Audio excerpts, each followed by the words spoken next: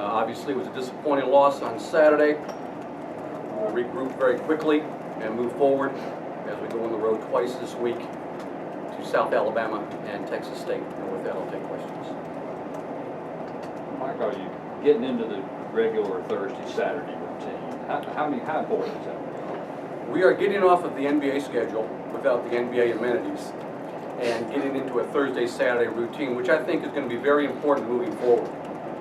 This last stretch of games gave us absolutely no time to really make corrections and prepare. You kind of had the dog's bark and the caravan moves on type of routine, simply because you had to prepare, and literally you were going one day, prepare, play, one day, prepare, play. So having the Thursday, Saturday routine back, which is somewhat normal for us, will, I think, help everybody in the league in terms of their preparation and the ability to teach the game. Mike, in the loss to Georgia State, just kind of on paper, it looked like the shooting numbers were the big difference we saw, but what else do you think kind of led to the outcome there? We didn't get to the free throw line as much as we did the first time, and that was something we worked on. We talked about it. It was part of our game plan. Obviously, we wanted to contain Harrow and Hunter. We did a really good job, I thought, on Hunter. Harrow got away from us a couple times, but we just didn't get to the free throw line as much in the second game as we did in the first. And that's what really gave us a chance to win that first game, is we were so efficient from the free throw line. How tough was it when you would try and make a run and you'd get some points, but you just couldn't get the stops to couple that? Well, I mean, give some credit to the other team now. I mean, Georgia State did a good job. They had a great home court. Their fans were loud, as they should be. And they were able to make a play when we were able to make a run, or trying to make a run. One of the big plays in the game was we're down by 9 points with about 2 and change to go in the game. Casey Shepard comes up with a big steal. He's going to the rack, and then R.J. Hunter comes out of nowhere and sticks his head on the rim and blocks the shot. That takes it to 7, and that's virtually a mirror image of what happened last year at their place when we had that huge comeback and lost by 3 at the end. But our guys tried, they worked hard, they persevered. We had some valleys in that game now that we had to walk out of, and the guys did. We just came up a little short.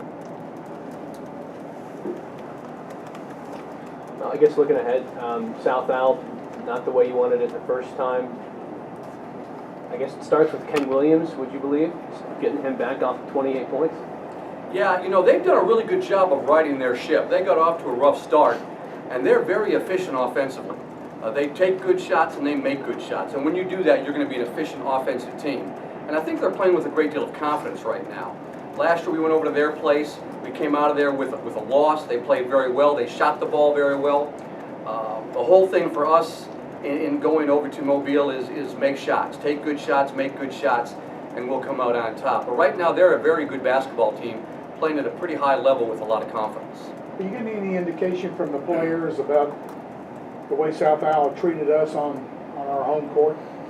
No, I think that when you play these teams, Georgia State we played 2 weeks ago, South Alabama we played 2 weeks ago, if even that long, and so the memory is very fresh with the loss, and I think there'll be some added motivation there to prepare and be ready to play on Thursday, and I would expect our guys to play well and play with a great deal of enthusiasm and to come out on top. Do you do anything different defensively against South Alabama, or do you just take care of, like you said, your offense and hope the rest takes care of itself? Well, I think anytime you prepare for an opponent, you worry about yourself first. Take care of yourself, because you are who you are. You know what your strengths and weaknesses are, and you try to work on your strengths and stay away from your weaknesses. Having said that, in breaking down film, you'll always make adjustments, trying to find different ways to take certain people out of the game or take a certain offense out of the game. And we'll do that. I mean, the staff does a great job of that. Coach Marlin does a great job of that, especially in game. And we'll make some minor adjustments, but at the end of the day, it's more about us than about South Alabama. Obviously, we can't let them shoot 55% and shoot some 67% in the second half and expect to win the game. How tough has that been, just seeing those numbers up above 50, 4 out of the last 5 or 7, whatever it is? It makes it real tough, because you usually end up on the bottom side of that, which is what we had with a loss. And we've been on the other side now. We've had games where we've just shot the ball great. Arkansas State is a great example of that. And I just think this year with the league, with the schedule, especially early on in January, you're seeing a lot of that throughout the league, where teams are playing really well one night and then they can't throw it in the ocean the other. And I think a lot of that is a byproduct of the schedule. Some of that is a byproduct of your opponent. But obviously when you can find that consistency, somebody, and I think it's going to be us, somebody's going to go on a run here and put together 5, 6, 7 wins and to be able to create some distance in this league. And if you can do that, you can really help yourself in March in the tournament. I know Coach was saying a few games ago he wanted more out of the guard play. From your viewpoint, have you seen more from Jay or Casey or those guys? I'm from whatever Coach Marlin's for. No, he's exactly right. Basketball has turned into a guards game at every level. From the NBA on down, this is a guards game. And if your guards perform well, you've got a chance to win and be very productive. If your guards don't, you have virtually no chance. And like I said, that's not unique to us. It's not unique to college basketball. It's from the NBA on down. Basketball has become a guards game. It's been that way for quite some time. And our guys have worked really hard in practice. And they're coming in today to do extra stuff to make sure they're very proficient and efficient when they hit the court. Against Arkansas State, you were able to get guys some deep rotation. Person like Hunter Register or Hayward Register came out and got a lot of points. Was it just a defensive matchup thing that you weren't able to get him as many minutes against Georgia State and you had to limit it that way? Yeah, I think a lot of times the minutes you play are based on defensive matchups. It's that way once again from the top down, from the NBA to college to high school. It's all about matchups. And you want to take advantage of something you have offensively. Having said that, certain guys will play more minutes in one game versus another because of that defensive matchup. Hayward had a very good game against Arkansas State. He got a lot of really good looks, but more importantly, he made some really good shots. Good shooters take good shots. Great shooters make good shots. And he was able to do that on Saturday against Arkansas State. I'm sorry, on Thursday last week against Arkansas State. And if he can do that some more for us, we'll obviously be a much more productive team offensively. And not just him, but Jay Wright, is another individual, Casey Shepard, Xavier Rimmer. That's the key to being a good shooter. Good shooters take good shots, and great shooters make good shots. You talk about guard play, but Sean has been consistent, pretty much going back almost to the start of conference play. I mean, just every night he's getting that 15 and 10 or something like that. I mean, do you see that from him, that he's sort of grown into that role? Yeah, I think he has. He has been very consistent with his numbers, and we're challenging him daily to even get bigger numbers. We'd like to see him be at 20 and 12. I think he's got that in him, and he understands that, and he's had certain nights like that. But he has been very consistent, which is good for our basketball team, because you don't want to be on a roller coaster offensively, which is what we're at right now and a bunch of other teams are in the conference. But his consistency helps us in terms of what we can do offensively, because you can have a go-to guy when he really establishes himself in the low post. He's a load, so to speak, at the basket. But I think we can get more out of him, and I think he thinks he can get more out of himself. I know he can, as a matter of fact. That's why he's coming in today to do extra. The guys have been really, even after losses, have been pretty adamant. They think they're the class of the league, or they're right up there. Even on these stretches where, like this last one where you guys lost 4 out of 5, they still kind of have that belief. How do they not? Is that not shit? Confidence is a tricky thing. Yeah. A coach can't give a player confidence. A coach can't give a team confidence. That has to come from the individual. And if you have enough individuals who have confidence based in reality, then you've got a pretty good basketball team.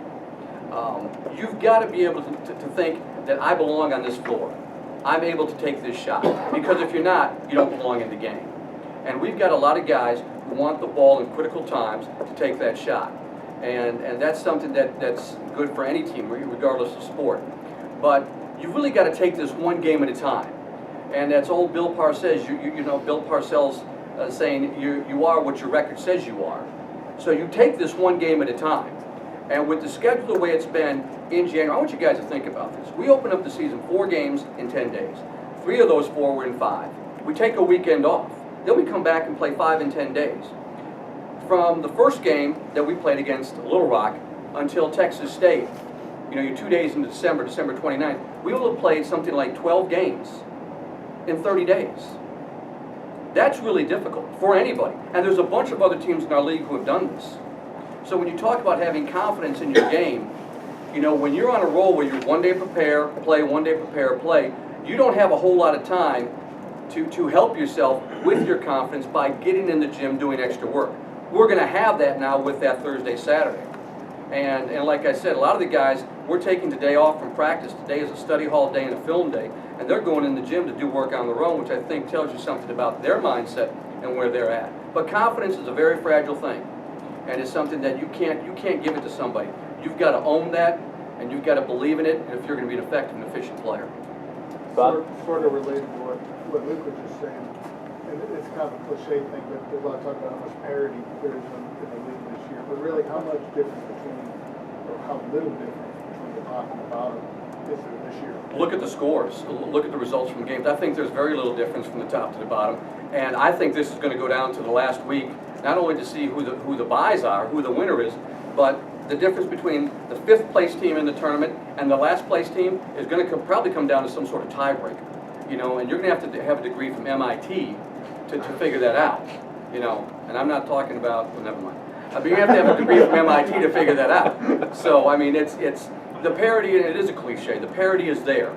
And it's good for league in one aspect, but it also makes it very, very tough for a team trying to make headway in this thing. So once again, I think whoever can get on a roll offensively, I think we're one of those teams that can, because we've got some depth and we've got some guys that can shoot the basketball. If you can get some consistency offensively, night in and night out, going back to this Thursday-Saturday schedule, I think that team or that 2 or 3 teams are going to separate themselves at the end. But there is a great deal of parity, and these sports information guys, I know you all live for this stuff, but you're going to be having late nights trying to figure out who's in, who's out, who's the 1st place team, and who's the 8th place team. Once you get closer to tournament, would you prefer it where you have kind of murky? No, I prefer that we win every game and there's no decision as to what we're doing. No, I think it's great for the fans. I think it's great for the media. I think it's great. It creates interest in the sport, and you know, you want to watch the result not only of your team but every other team in the league. And I think that creates a lot of fan interest. And with social media now, it's a really good way to keep up and to really promote the game, because it's an exciting game. You know, this year in the league, it's been really an exciting game. You know, we're averaging some 80 points a game. We're in the top, I think, 12 in the country. You know, and there's other teams that have that same capability. Well, Arlington, UT Arlington is a very explosive team. South Alabama can be a very explosive team. So it's a lot of fun to watch. What's the game plan against the zone?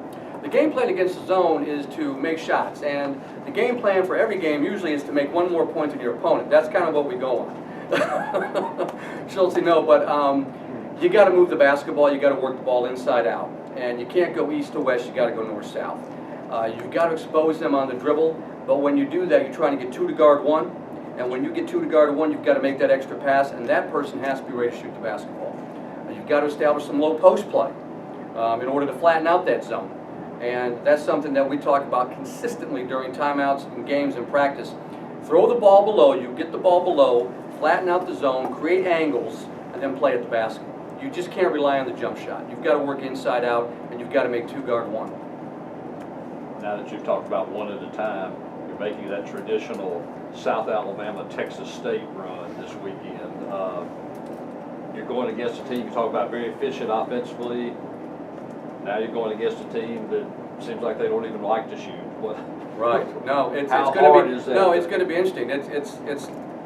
Well, no, you're right. It's 2 different games. I was going to equate it to dating, but you know, I was going to ask Schultze about that, but he wasn't going to give me any sort of advice on that. You know, you're with the prom queen one night, and then the next night, you know, it's going to be different, and you've got to make that change like that, defensively from your mindset. You've got to make a quick change, because most people think it's an offensive deal with you, but it's a defensive deal. What we're going to do against South Alabama will probably be a little different, if not much different, than what we do against Texas State. If they hold the ball, if they take possessions out of the game, you've got a different game defensively. Someone like South Alabama and us, who will shoot it quick, take the first good shot you get, is going to be a different mindset. So there'll be 2 distinctly different game plans for both games, and it's going to be fun to see how our kids react. But I think with what we've just gone through, this 5 games in 10 days, we'll be prepared for that a little bit better had we not gone through this stretch. Anything else, guys? Good. Appreciate it. Thank you guys very much. Thank you. Should we go to the date?